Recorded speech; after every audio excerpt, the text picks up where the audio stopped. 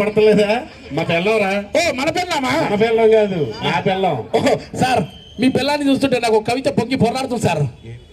కవిత? అవును సార్. ఏంటి చెప్పు. ఒక్కసారి మీరు వస్తారా సార్?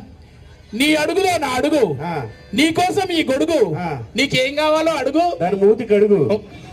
ఇందాక ఏదో తింది సార్. పేరేంటి సార్? సోనాలి. బిందెనా? సత్తు బిందె కనపడతలా? ఎన్ని చోట్ల ఉన్నాయో? కాదు సార్, ఆవిడ జుట్టు చూస్తుంటే అసలు నాకు షాక్ అవుతున్నా సార్. ఏం వాడతారు సార్ ఆవిడ జుట్టు? లేదనా?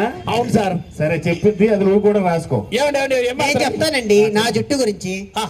చాలా మంది ఆడవాళ్ళు ఉన్నారు, మీరు కూడా పాటించండి. ఏం లేదండి, ఉదయం లేచి షాంపూతో తలస్నానం చేస్తా. అబ్బా. మధ్యాహ్నం అయితే తాయిలు పెట్టి మర్దనా చేస్తా. రాత్రికి? రాత్రికి విక్కి తీసి వేక్ తగిలింది. ఇది విగ్గా? అది విక్కి, ఏది విక్కలు కాదు. అవునా? నీటి ఉప్పే. ఇది సార్ కాస్త ఈ అడ్రస్ చెప్పండి సార్. కాదు, ఎక్కడికో కొత్త సొక్క వేసుకుపోతున్నా. పెళ్లి చూపులు ఉన్నాయి ఈ రోజు. పెళ్లి చూపులకి? అందుకే బట్టలు కొనికి వచ్చాను షాపింగ్ మాల్. పెళ్లి గారి కుర్రోళ్ళు ఇక్కడ ఎంత మంది ఒకసారి వేసుకోండి.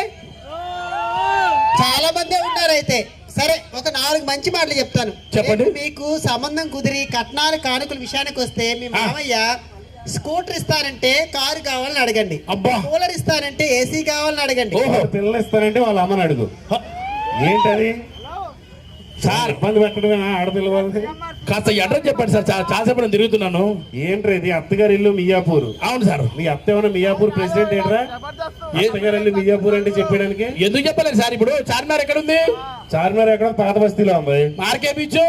ఆర్కే బీచ్ వైజాగ్ లో ఉంది. మరి ఇవన్నీ తెలిసినోడికి తెలియదా సార్? ఒరే, ఆర్కే బీచ్ కి చార్మినార్ కి రోజుకి 100 మంది వస్తారు. మీ అత్తగారి ఇంటికి వస్తారా? ఏమండి, అడ్రస్ నాకు తెలుసండి. అడ్రస్ తెలుసండి, కాస్త పంపిస్తారా సార్? నేను లేనప్పుడు అడ్రస్ కానీ వెళ్తున్నావు ఏంటే? మరి పోండి.